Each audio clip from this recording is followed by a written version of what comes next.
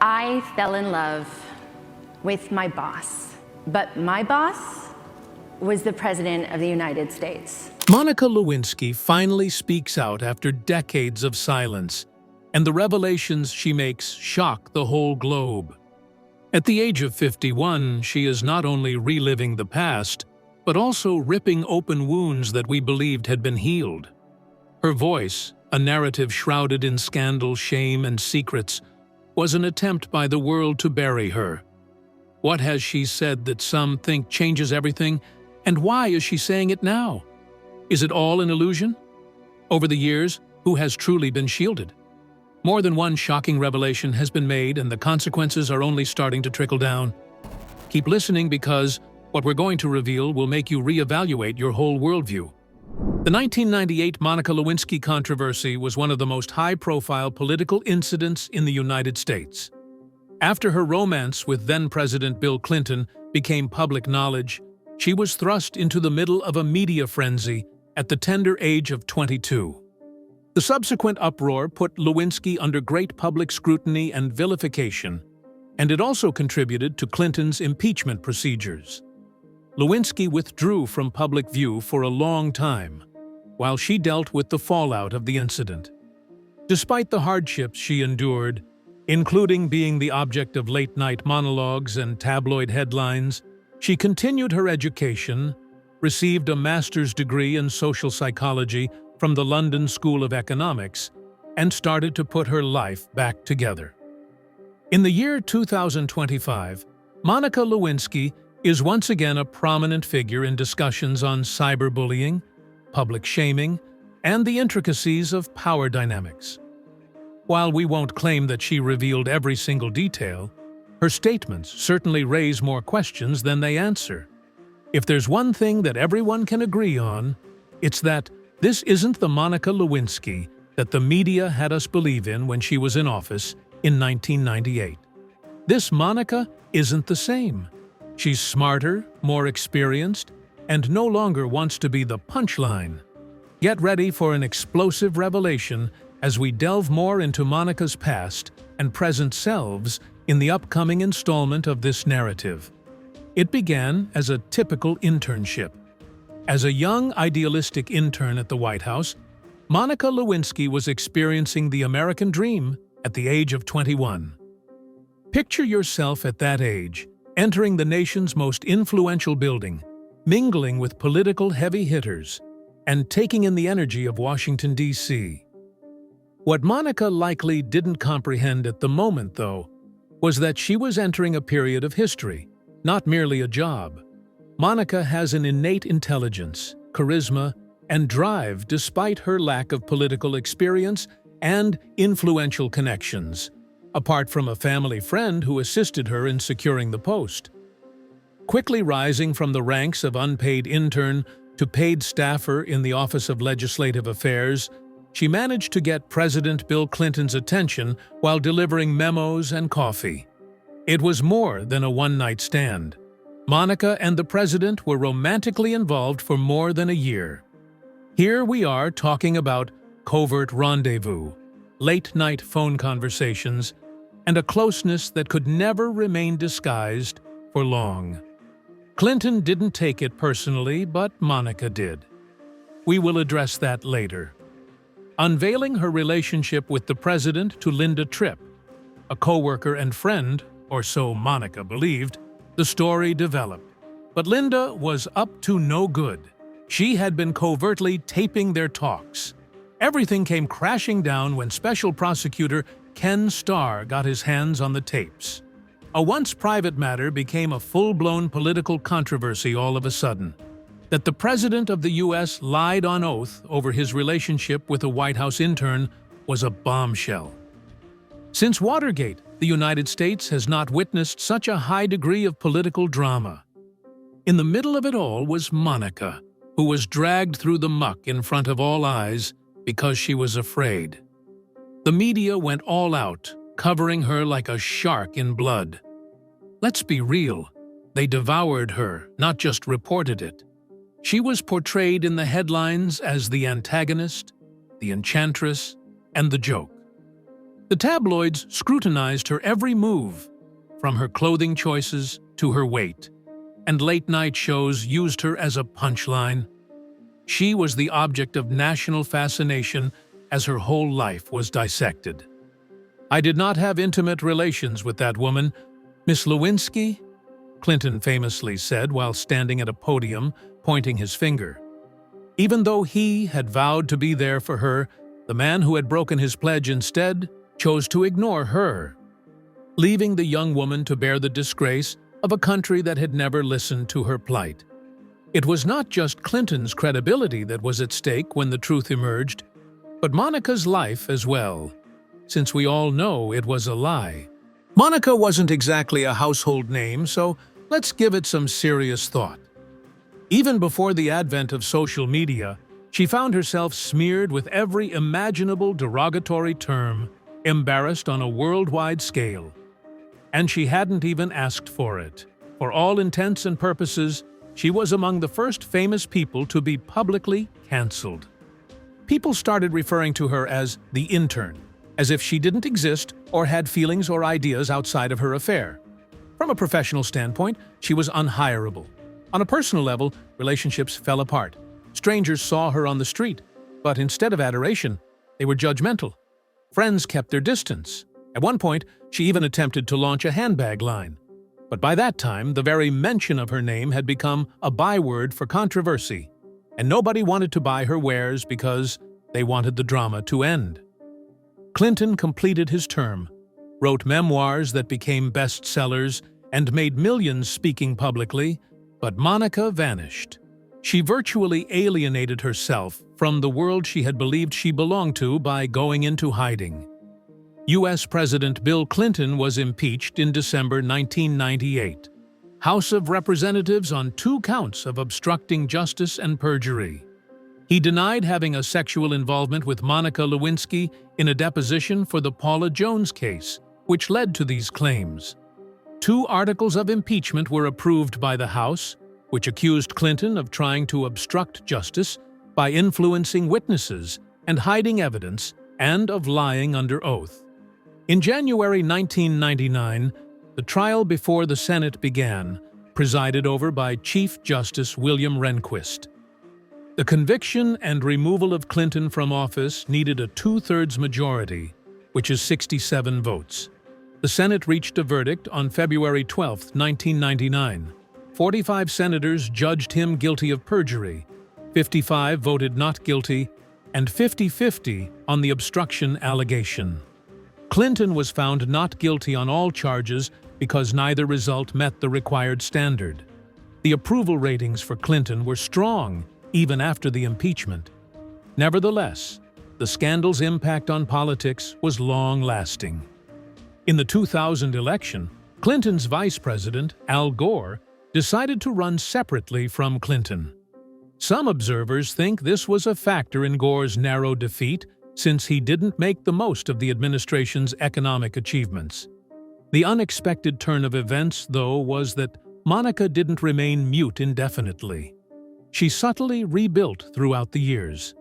She got her master's degree in psychology from the London School of Economics after going back to school, and she took control of her story again. Instead of returning with anger or fury, she returned with determination, forethought, and power. Monica started speaking out against cyberbullying, public shaming, and how society treats women who don't conform. Surprisingly, she had no interest in gaining fame, selling her narrative, or making money off of the mayhem.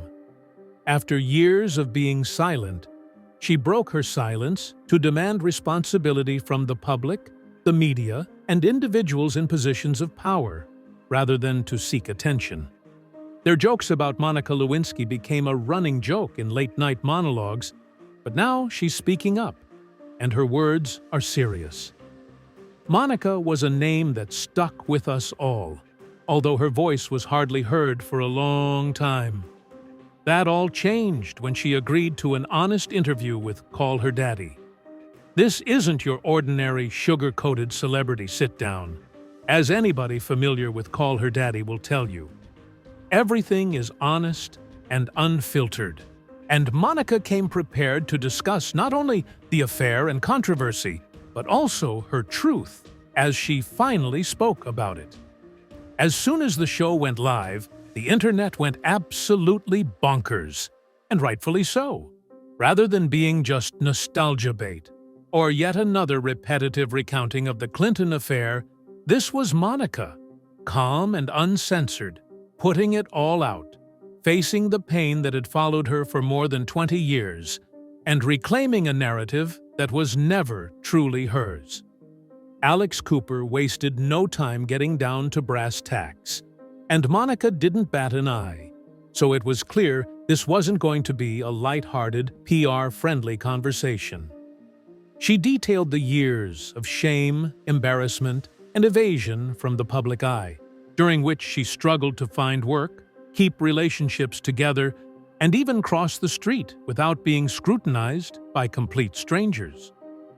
When asked directly if President Clinton should have resigned, Monica answered yes without hesitation. But it was the question that created headlines. I agree, he ought to have left.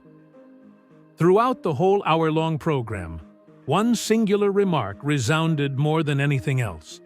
This wasn't Monica's attempt to cause trouble or exact retribution. Instead of being resentful, her tone was thoughtful, solemn, and based on her life experiences during the 1990s. She said that Clinton's departure would have demonstrated that powerful people, regardless of popularity, charm, or economic might, aren't immune to responsibility.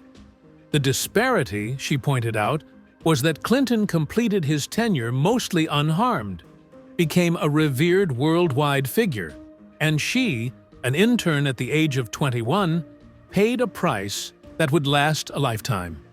By her logic, the country should have stood up and declared, "This behavior is not okay, no matter who you are." However, this chance had passed. Monica maintained her composure throughout the whole conversation. It was unnecessary for her to break down, yet there were times when her voice betrayed her emotions. Clarity was the source of her story's power. She has changed since the 1990s, when she was the object of American ridicule. She has matured into a much stronger and more self-reliant character.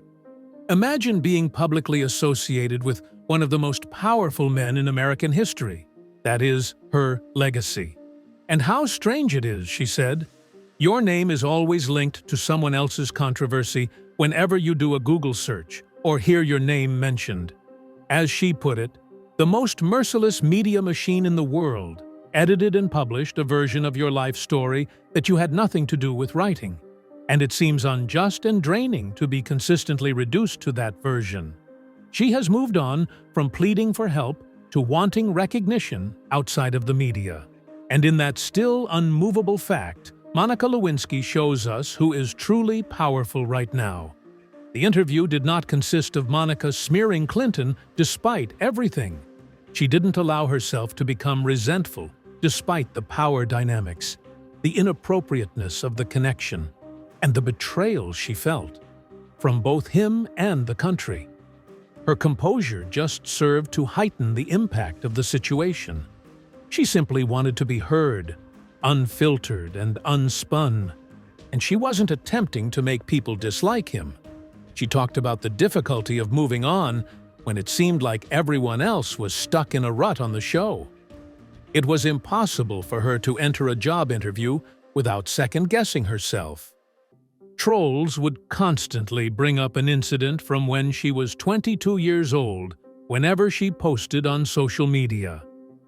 Clinton, meanwhile, was collecting $200,000 in speaking fees and standing ovations. Among the most illuminating aspects of the conversation came from Monica's description of the time it took for her to comprehend what had transpired. Words like abuse of power and consent under pressure weren't in her vocabulary back then, so she couldn't use them. It wasn't until the #MeToo movement took off that she understood how morally and emotionally wrong the whole thing was. It wasn't about shock value, even if the podcast had plenty of moments that went viral. Rather than viewing Monica's narrative as a tabloid scandal, The focus shifted to her experience as a cautionary tale about the dangers of power, the media, and the harsh realities of public shame. She brought up the fact that society treated Clinton far worse than she did, and it wasn't even close.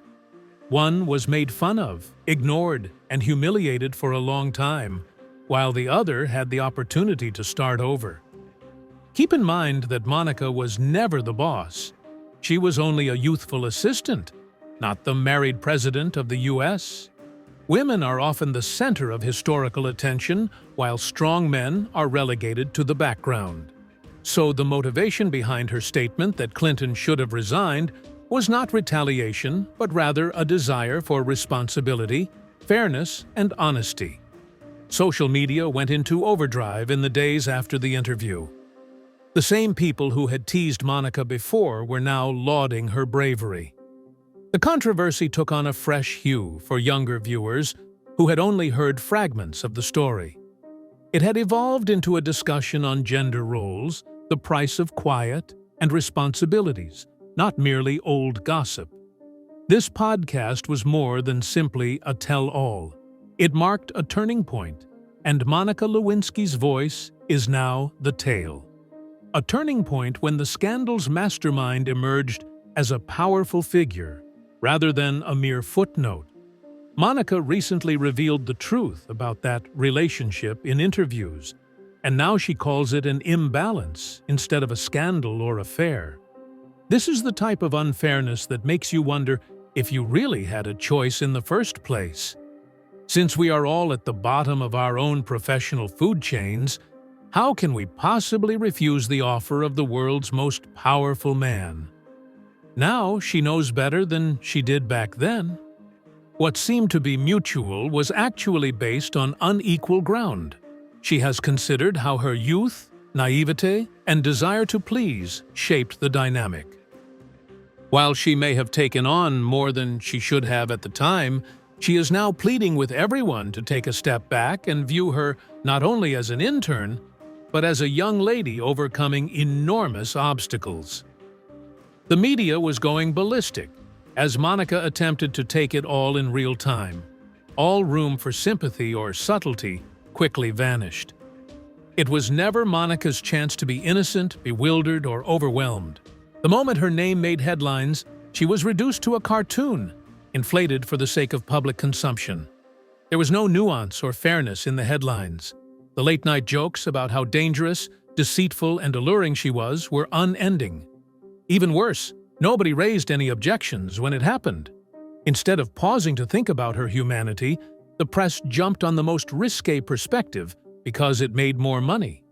With Monica, they could have gotten away without mentioning Clinton in the jokes. She became the object of everyone's wrath and the scapegoat. She was permitted to keep her dignity while her boss, a man who was decades her senior and the head of her country, took the fall. In spite of everything, Monica managed to survive, and she did it by doing more than simply keeping her head up. She used her experience to inspire others to do the same. She has discovered her voice and is now speaking out against the oppressive structures that formerly silenced her. Monica isn't trying to change the past. Rather, she wants to convey the stories that have been left out, distorted, or disregarded for too long. Little by little, she is recovering her tale, and the most important fact thus far is that we, the people, the press, and the late-night viewers let her down. Power weighed her down, and the cost of appearances almost wiped her out. Instead of disappearing, Monica underwent a metamorphosis. She is now rewriting events according to her own rules. Monica Lewinsky has struggled mightily to recover her story after decades of being cast in a negative light. It has been a lengthy, complicated, and occasionally difficult process of personal growth. As anybody who has followed her path knows, it did not occur overnight. Her resilience in the face of adversity is truly remarkable. Rather than wilting under the scrutiny of the public, she has turned her ordeal into a calling to fight for issues she is very passionate about, such as ending bullying and harassment and holding the media accountable for the way the public perceives these issues. Having Monica be so open and honest about the challenges she has had in relationships and dating is both refreshing and relevant. After all the time in the spotlight, you'd assume her romantic life would be picture perfect. No. Like everyone else struggling to develop something significant while carrying an impossible-to-shake history, Monica has found dating to be a series of difficulties. Monica said in interviews that dating after the incident has been challenging in ways that most people wouldn't expect. It was difficult for her dating life since everyone thought of her as Monica Lewinsky, the intern turned scandal. Love isn't the only thing that matters to Monica. What matters more is that she be accepted for who she is now, not only for her past. Trust, patience, and overcoming the mental baggage of an unbreakable reputation all been obstacles on her path, she says. Still, she wasn't done yet. Monica turned her ordeal into a rallying cry. She had to find a way to channel her anguish into something constructive since, as she put it, the media's portrayal of her was so demeaning. She dove herself into campaigns against cyberbullying, harassment, and the treatment of celebrities. While the concept of cyberbullying and online trolling is not new, Monica has taken it to a new level by making it about her. She has spoken about how her own experience with constant cyberbullying inspired her to take action. She has collaborated with organizations that aid cyberbullying victims, spreading awareness and asking people to reconsider sending hateful comments or tweets. By discussing empathy and the emotional cost of public shaming, Monica has become a strong advocate for social change. She is fighting not only for herself, but for everyone who has ever been the victim of an internet troll or vilified due to a transgression or a dark chapter in their history.